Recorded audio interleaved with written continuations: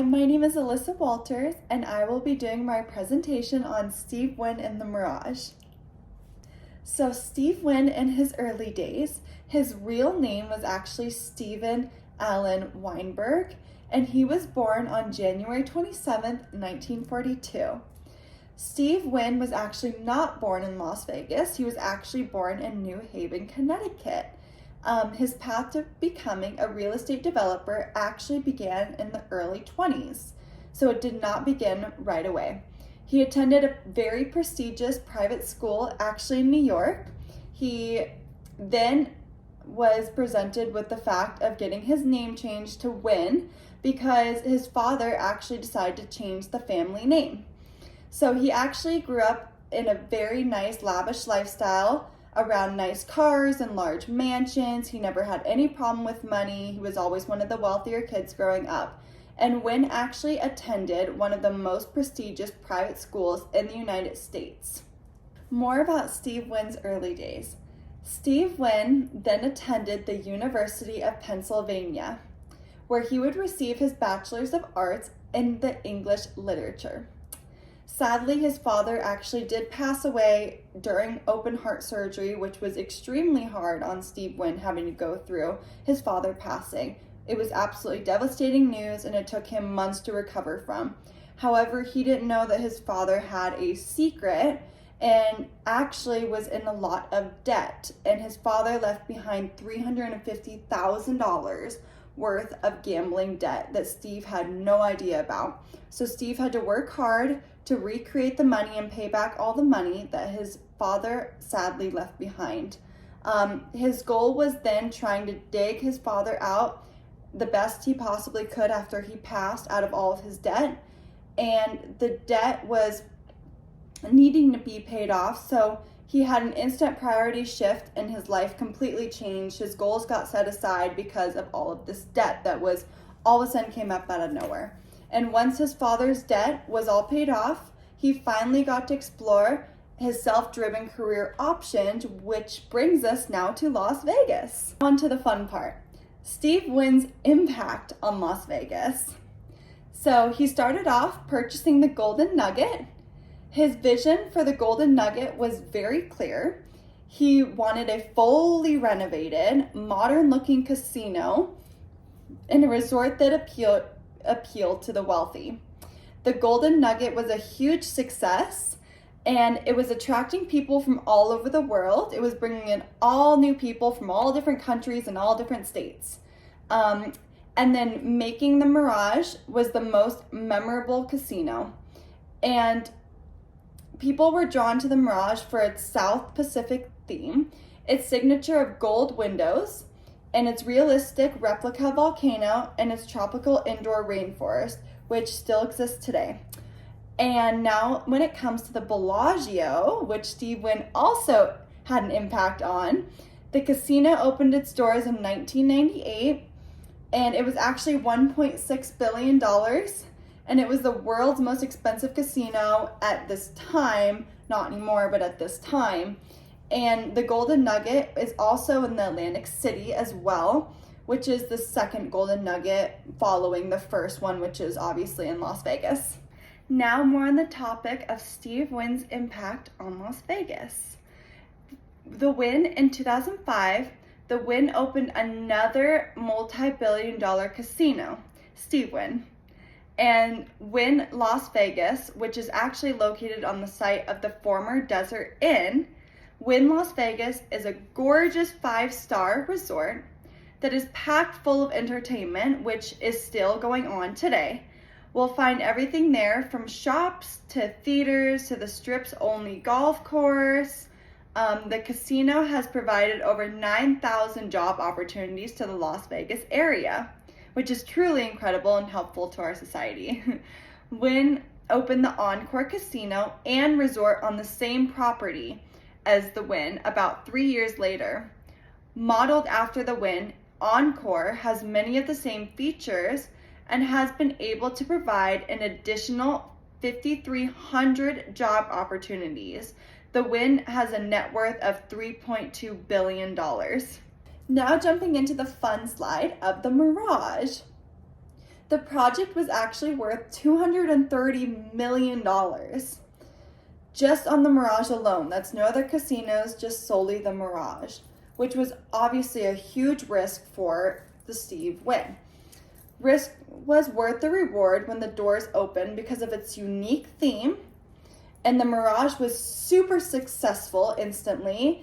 And basically what Steve wanted to do was create a similar theme, which was called Treasure Island, which is now one of the considered to be cheaper hotels compared to the Bellagio, obviously. But Steve Wynn understood what the middle-class tourists want from a gambling destination compared to the Bellagio, the feeling of escaping from the middle class, and the attraction of gambling resort is not that it caters to the middle class logic, but it actually enables the suspension of the middle class. The Mirage was unlike any hotel Vegas had ever seen before, since it brought in new unique themes, especially with bringing in lions and different animals and everything. It brought a lot to the Vegas Strip. It wasn't just neon and showgirls and everything like that. It was actually magic with the white tigers, with the Siegfried and Roy. Obviously the show was going on, which now it's not anymore, sadly. But until Roy was obviously, nearly killed by one of his own cats. But sadly, they don't have that show anymore. Now fast forwarding to today's day and age, people always ask, does Steve Wynn still own the Mirage? And the answer to that question is actually the Mirage is now operated by MGM Resorts International, which is why a lot of people have players card and get free perks and free parking and different points for gambling all through the MGM Resorts International company. It's actually 65-acre property that includes almost 91,000 square feet of casino and about 3,000 rooms, which is insane. And it's on Paradise, Nevada. The Golden Nugget is actually led by the developer Steve Wynn, who purchased the future land of the Mirage in 1986. The Mirage is now a huge part of Las Vegas, but sadly they will be tearing down the front waterfalls to actually fill it with hotel rooms, which is pretty sad because I really believe that the waterfalls, well, one, it brings in a lot of birds and everything, but it also is very beautiful to drive by and look at for the tourists. So I honestly can't believe that they're ripping out the front area of the Mirage. So it'll be interesting when that is filled with hotel rooms. That'll be a huge change. But I feel like they're taking out a really big part of Las Vegas. And I feel like different parts of the Strip are slowly kind of losing their momentum of what it used to be and the beauty of it. And now some of it's just trying to bring in obviously as much money as possible, which is great, but it's also kind of taking away things that are really cool that Las Vegas, is kind of revolving around. One of the huge tourist attractions is actually the volcano in the front of the Mirage, which will also be just completely demolished and completely torn down, which is really sad because that's like a very well-known show. That's almost like the Bellagio just taking out their fountains. It's kind of a big deal. But it will sadly be torn down and then filled in again, like I said, with hotel rooms. Now, I actually heard that the Mirage is actually transferring their ownership to the Hard Rock International, which means the property will still be open. It just means that the ownership is actually going to be under a different name instead of the MGM International company, which means the rewards will change, everything will change, and that has to do a lot with the demolishing of the volcano in the front, which is a big deal right now. Now, come around 2025, they don't know if the Mirage will still be around or what's going to happen since the ownership is now actually changing and switching over. So right now everything's kind of in the air, and obviously I'm sure everyone hopes that it will stay open. However, we're not like completely sure on that because now another company comes in and they take over and they have the ability to change multiple things. The Mirage is absolutely beautiful, and I'm so glad that Steve Wynn designed it and made it extremely unique, especially bringing in the Siegfried and Roy show. That brought a lot of history to the Strip. But now, since it's rebranding, it will eventually disappear, word on the street as of right now. But we hope for the best, and I hope that doesn't happen, that they completely tear down the whole thing.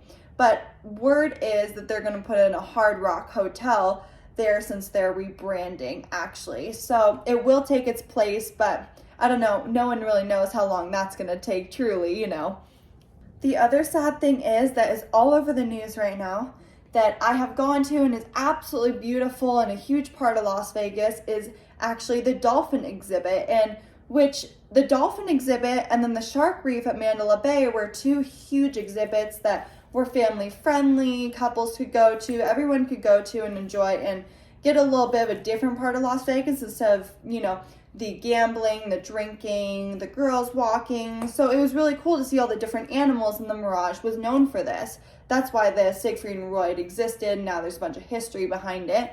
But they just decided to actually completely close the dolphin exhibit, which also has to go along with the rebranding, which I'm actually pretty upset about because I'm super into animals. So that part kind of sucks. And I feel like the Mirage is changing so much that Las Vegas is actually losing a bit of the soul importance of different events that are happening right now. Thank you so much for watching. I hope you learned a lot about the Mirage and all of the history, and especially behind Steve Wynn and his amazing creations. All of my resources are actually listed below in the next couple slides. Thank you so much. I learned a ton from this project and I really, really, really enjoy this class.